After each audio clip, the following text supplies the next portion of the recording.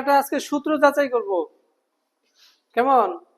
দেখো তো সূত্রটা, দেখো কি আছে। ভাজক গুণ ভাগফল যোগ ভাগশেষ সমান ভাজ্য। আবার আমরা বলতে পারি ভাজ্য সমান ভাজক গুণ ভাগফল যোগ ভাগশেষ। এটা তোমরা জানো। এই সূত্রটা আমরা এখন কি করব? যাচাই করে দেখবো যে সূত্রটা ঠিক আছে কিনা।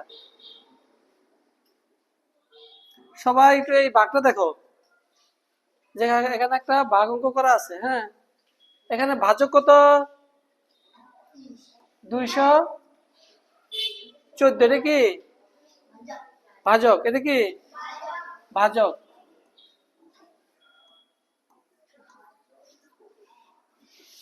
ভাজ্য কত?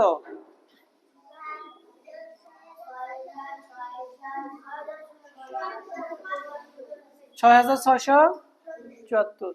ভাগফল কত? 31। ভাগফল কত? 31। ভাগশেষ কত? 40। এটা তো তোমরা সবাই জানো। এখানে আবার বলো, সবাই একটু বলো। ভাজক কত? 214। ভাজ্য কত? 6674। এই যে ভাগফল কত? 31। সেটা হলো ভাগফল। ভাগশেষ কত? 40। আমরা ভাগ অঙ্ক করার সময় এগুলি করছি। এবার আবার একটু দেখো, এই যে আমাদের সূত্রটা দেখো। ভাজক গুণ ভাগফল যোগ ভাগশেষ সমান কি ভাজ্য। ভাজক দেওয়া আছে, এই যে দেখো ভাজক দেওয়া আছে 214। ভাগফল কত? 31। ভাজক এবং ভাগফলকে গুণ করবো। ভাজক এবং ভাগফলকে গুণ করবো, তারপরে যোগ করবো ভাগশেষ। এটার সাথে এটা কি করবো? যোগ করবো। এই দুটো করবো গুণ, আর এটা করবো কি যোগ।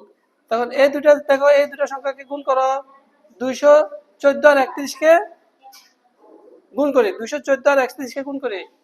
এই যে 214 আর 31কে কি করবো? গুণ করবো। দেখবো গুণ করলে হইব 6634। গুণ করলে কত হইব? 6634। এটার সাথে যে ভাগশেষ 40 আছে, এটা যোগ করবো। কেমন? যোগ করলে কত হয়? 0 আর 4 যোগ করলে 4। 4 আর 3 যোগ করলে 7। 6 এর 6, 6 এর 6, 6 এর 6, 6 এর 6, 6674। কত হয়েছে? 6674। এটা হলো ভাজ্য।